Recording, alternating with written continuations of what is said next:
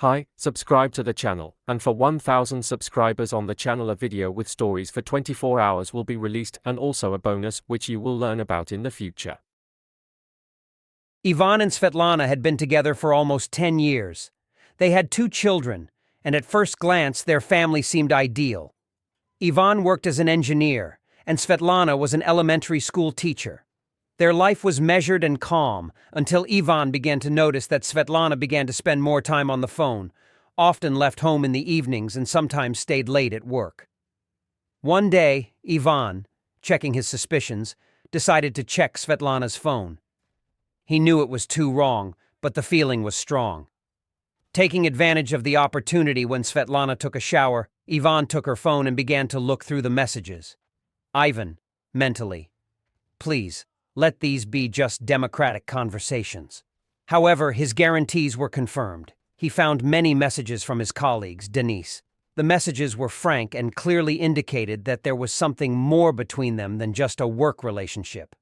Svetlana, I can't wait for our next meeting. You make me so happy. Dennis. Me too, honey. I can't stop thinking about you. Ivan thought his heart had broken into 1,000 pieces. It was hard to believe that Svetlana, the woman he loved and with whom he was building a future, could do this. Ivan couldn't sleep all night. Thoughts of betrayal and infidelity were spinning in his head. He remembered all the times Svetlana lied to him, hiding behind work or meetings with friends. Each memory added fuel to the fire of his anger. Ivan knew he had to act, and act decisively. He needed revenge that would ruin Svetlana's life the same way she had ruined his. Ivan began to plan. He knew that Svetlana had a lot of photos and videos on her phone, and he decided to use this to his advantage. He waited until Svetlana fell asleep and carefully took her phone. He unlocked it with her finger and began to look through the photos and videos. To his surprise, among the many family photos and pictures from work, he found several videos that Svetlana had taken with Dennis. These videos were so explicit that Ivan caught his breath. He felt disgust and anger, but he also knew that he had found exactly what he was looking for. Ivan, mentally, this is what I need. You have signed your own death warrant, Sveta. He transferred all the videos to his computer and began looking for ways to make them public. Ivan created an anonymous account on several popular video platforms and uploaded the videos there.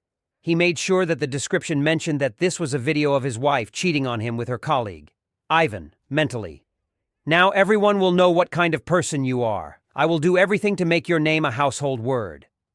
But Ivan did not stop there. He created several fake profiles on social networks and began sending links to these videos to all of Svetlana's friends and colleagues. He knew that it would hit her the hardest when people she knew and respected saw her true colors. Ivan also wrote a detailed story about how he discovered the cheating and posted it on several popular forums and blogs. He attached screenshots of the messages and photos to prove his words.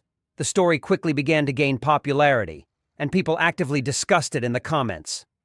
Ivan, mentally, this is just the beginning, Sveta. You destroyed our family, and now I will destroy your life. He continued to act decisively and methodically, convinced that he was doing the right thing. Ivan knew that Svetlana deserved every drop of what he was preparing for her. His plan was in action, and he was sure that justice would prevail.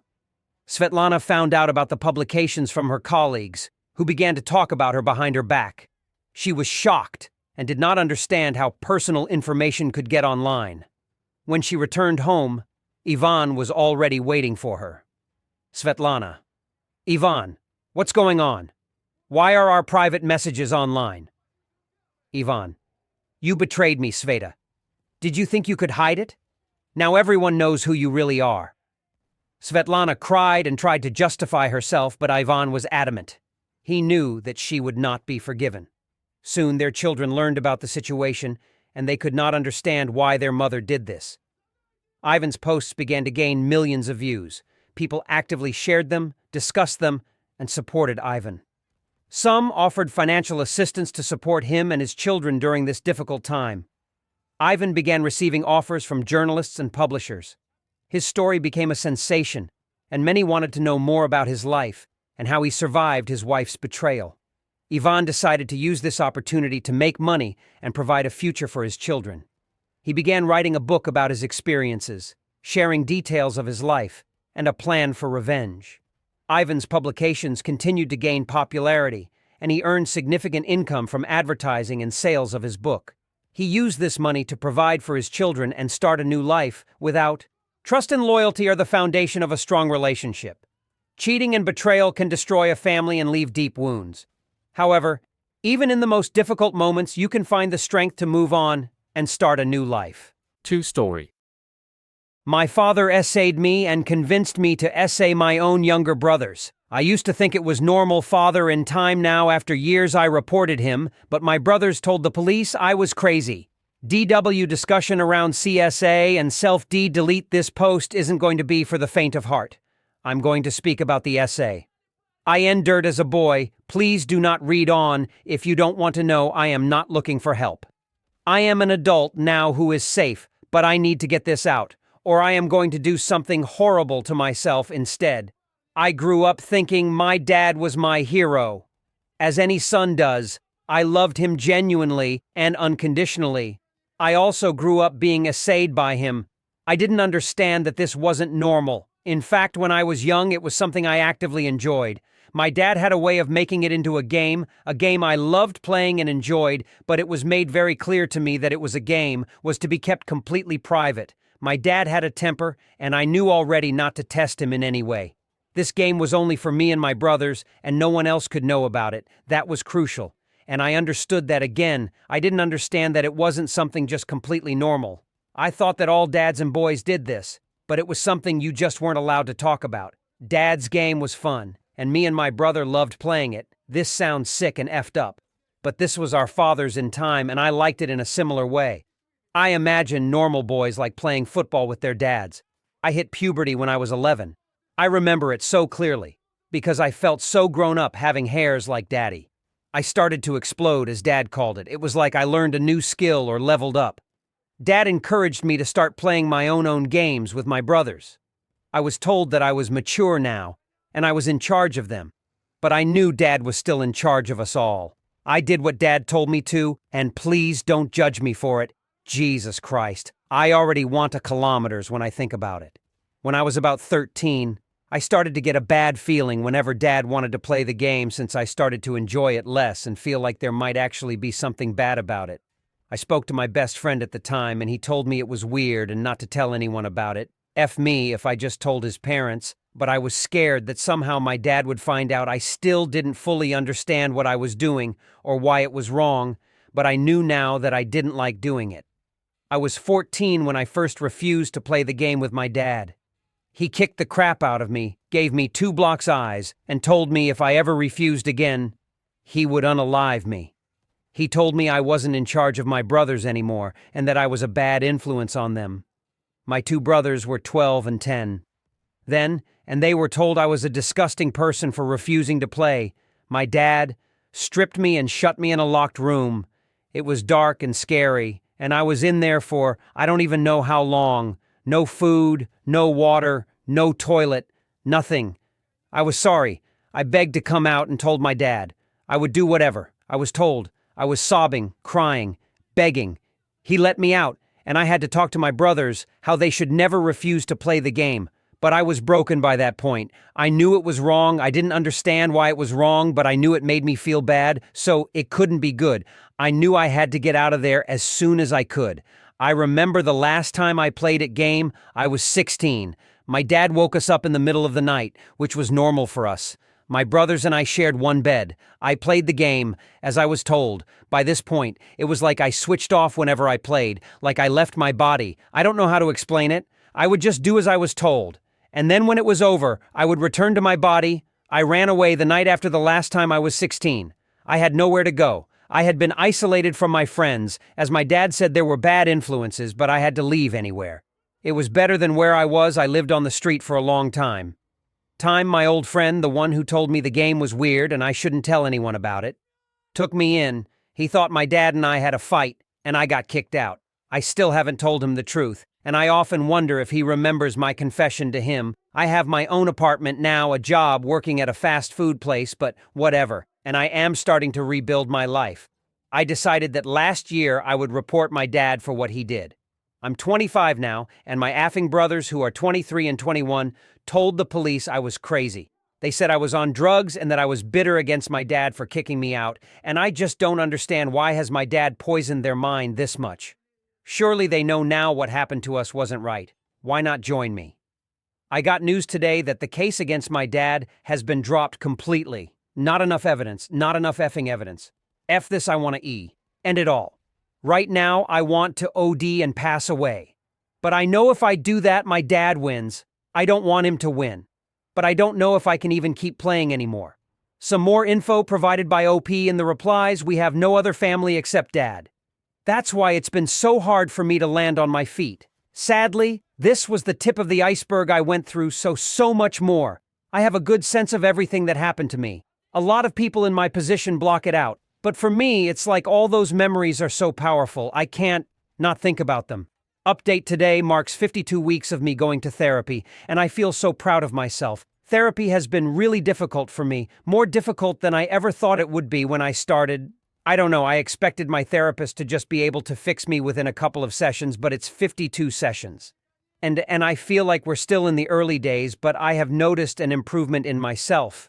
I am still an incredibly damaged and broken person, but maybe just a little better thanks to the help I've gotten. But not just that, I am proud of myself for sticking to it, even when it has gotten so incredibly difficult. And I am proud of myself for being brave enough to tell my therapist things that I genuinely thought would make him sick and be disgusted with me. He's never judged me. He's always listened and offered support and help without never making me feel bad. Even the times when I went against the advice he gave me, I feel really proud of myself. And I wanted to share that update too. I wanted to update you guys since my last post. A lot in my life has changed. I'm in a relationship with the girl I said I was going on a date with. That Friday, we've been together almost 14 weeks now, still early days, but I feel a strong connection to her. I hit 1 full year of therapy a little while back, which has been so positive for me. I really was at my lowest point since I was a child when I rose my first post, and everyone here talked me down from the edge. Without you guys, I wouldn't be writing this today. I wouldn't even be here today. I went against my therapist's advice and tried to contact my brothers. I turned up on their door and I said, when I came out against D, I thought they would label me as brave as a hero, but instead they used my trauma against me, called me a junkie, said I was bitter against Dad. I wanted to know why they lied to the police, why they said the things didn't happen when we all know they did. My 23-year-old brother couldn't even look at me, wouldn't look me in the eyes. He was so ashamed. My 21-year-old brother said if he ever saw me again, he would unalive me. He has rage, intense rage against me. He hates me, and I deserve it. I think I don't want to make this post come across like I am a little angel when I was put in charge of them. I did horrible things, cruel things. Yes, it was because Dad told me to. But does that make me blameless? I don't think, so I have to live with that guilt. But they have to live with the fact I did that to them. My girlfriend, I haven't told about any of this. I don't want to scare her away.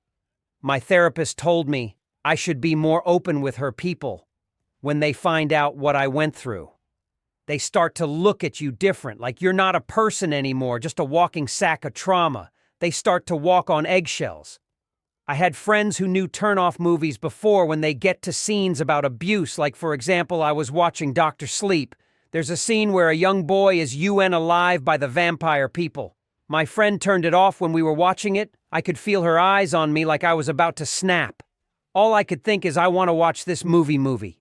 It's hard having that side of myself completely locked away. I can never talk about my childhood, and she stopped asking. I think she gets a sense. It was bad.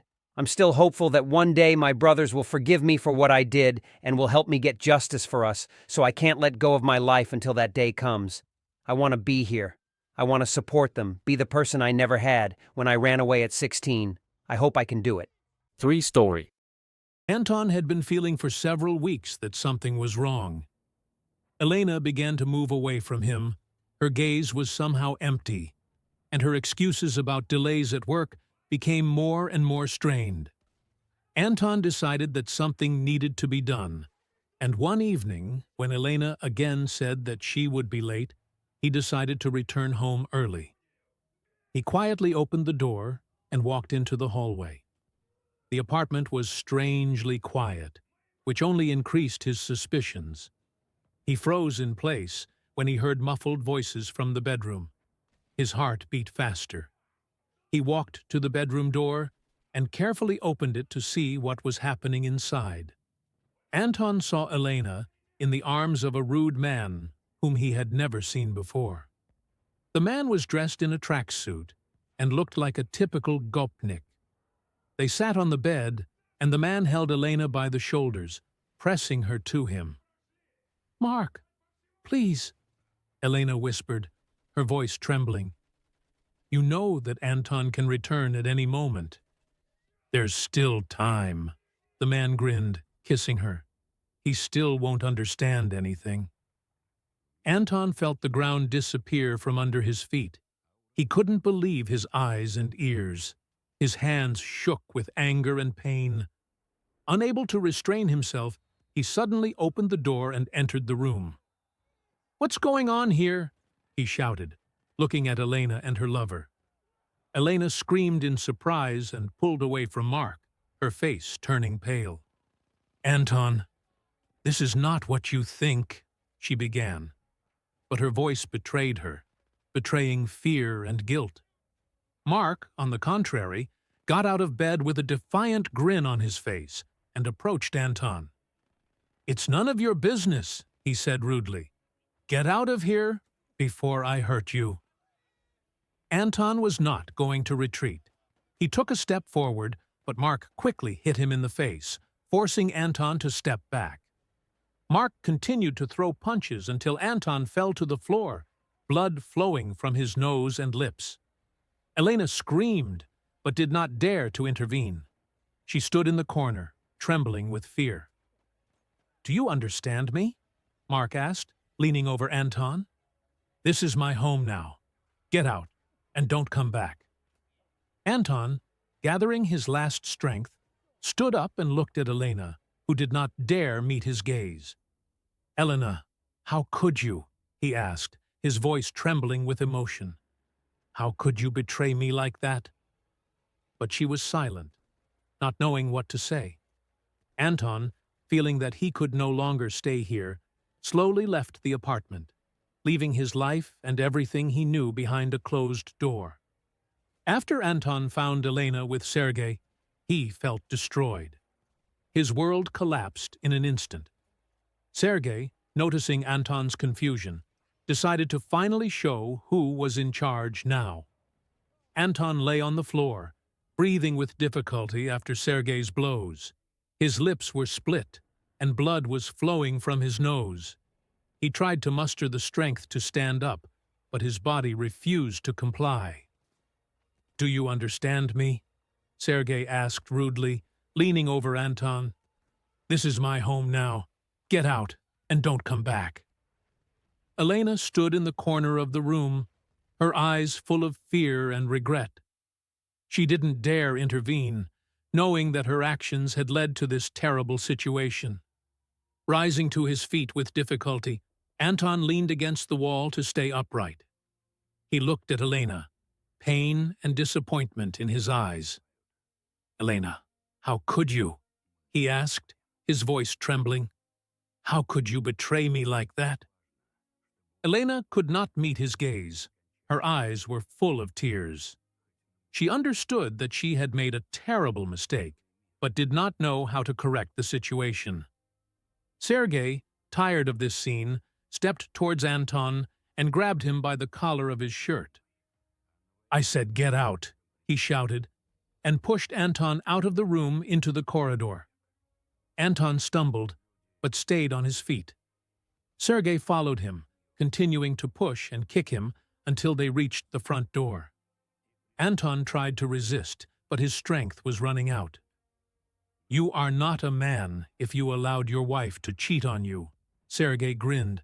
"This is my home now, and you are no longer needed here."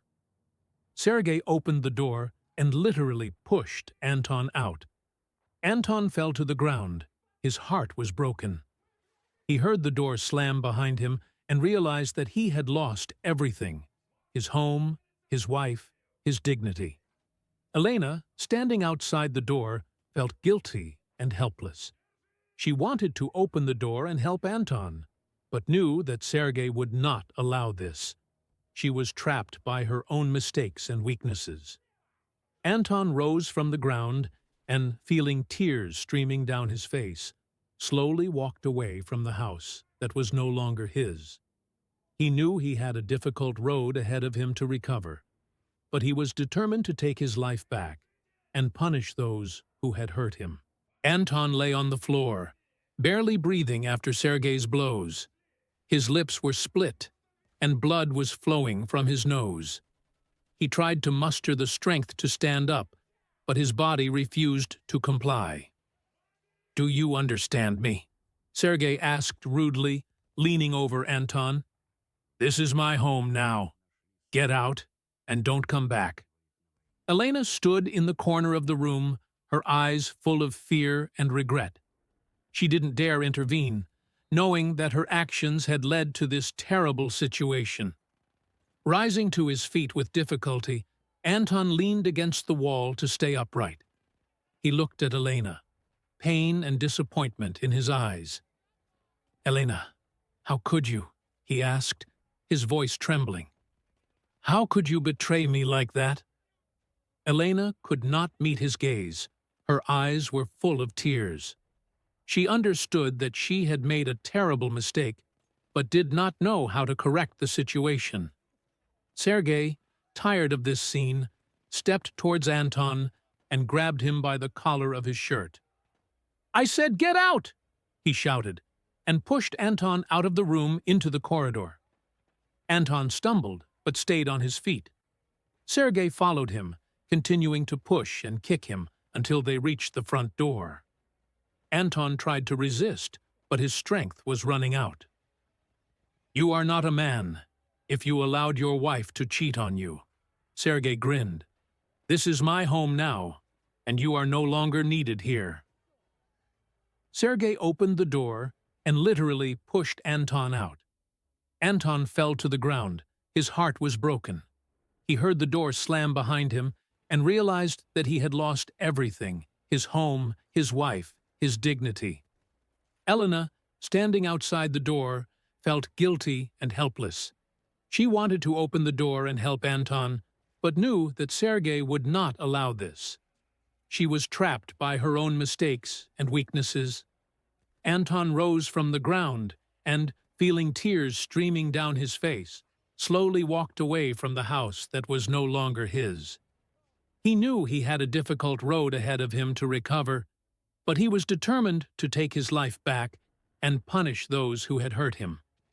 After Anton found himself on the street, he felt the full depth of his fall. His thoughts revolved around one thing: revenge. He couldn't just forget and forgive what Elena and Sergei did to him. He knew he had to act to regain his honor and justice. Anton called his friends, who were always there during difficult times. They knew about his problems and were ready to help. In the evening, he met with them in the old garage, which had served as a meeting place for them since their youth. Anton shared all the details: how he found Elena with Sergei, how he was beaten and kicked out of the house. The friends listened attentively, their faces expressing anger and determination. Anton and his friends began to follow Sergei and his gang. They found out where they gather, what their plans are, and their weak points. It was careful and dangerous work, but Anton knew that it was impossible without it. They learned that Sergei and his people often meet in one of the abandoned buildings on the outskirts of the city. This place became their base, where they planned their actions and stored their loot. Anton and his friends prepared everything necessary for the attack. They armed themselves with bats and other improvised means. Everyone knew their role and understood what needed to be done.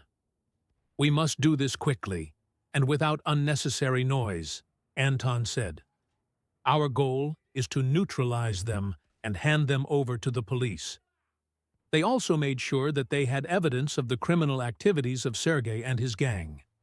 Anton wanted to be sure that these people could no longer harm anyone. At night, they moved to an abandoned building.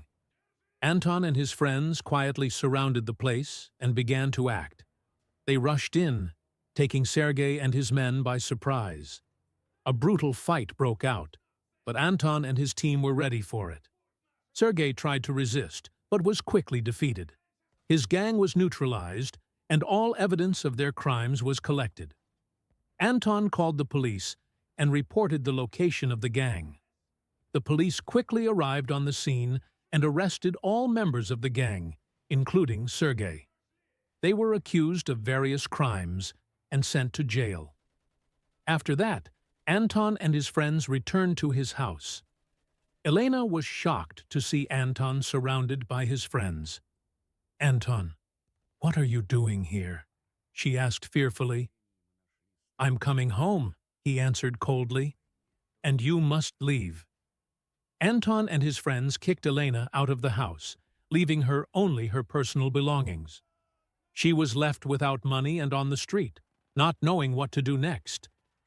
Elena realized that her actions led to the destruction of her life, and now she has to start all over from scratch. After a successful operation, during which Anton and his friends neutralized Sergei and his gang, Anton felt relief and confidence. He knew that he could now return home and put an end to this terrible episode of his life. Together with his friends, he headed to his apartment, where he had recently lived with Elena. When they approached the house, Anton stopped in front of the door. His heart was beating fast. Excitement and determination mixed into one feeling.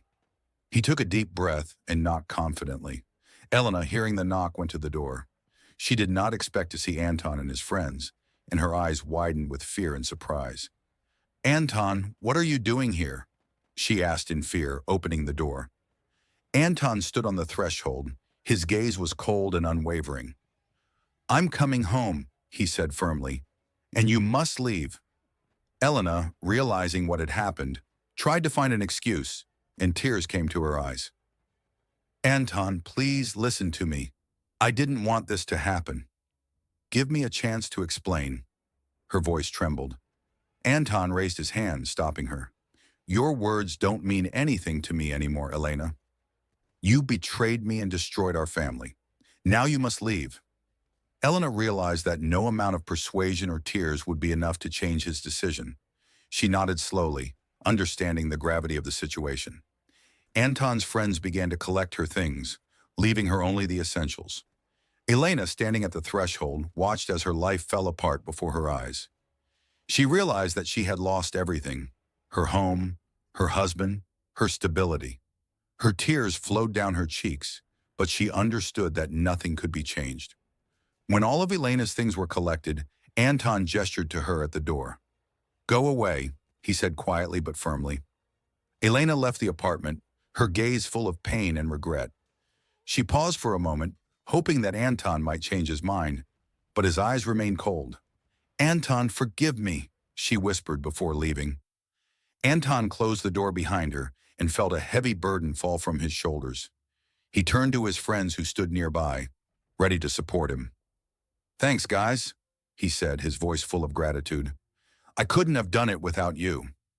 Igor, Maxim, and the rest of their friends nodded, realizing that Anton had gone through a huge test. "We will always be close, Anton," said Igor, placing his hand on his shoulder. "Now you can start all over again." Anton felt tears welling up in his eyes, but they were tears of relief and gratitude. He knew that there was still a lot of work ahead, but he was ready to face all difficulties with his head held high. This night became the beginning of a new life for him, a life without betrayal and pain, but with the support of true friends who will always be there. Dear listeners, thank you so much for listening to my story. Your attention and support mean a lot to me. I hope you enjoyed it and found something meaningful in this story. If you like this story and want to hear more stories like this, please subscribe to my channel. There are many more interesting and exciting stories ahead of you, which I will gladly share with you. Subscribe, like, and leave your comments. Your opinion is very important to me, and I am always glad to hear your feedback and suggestions. Thanks again for your support. See you again.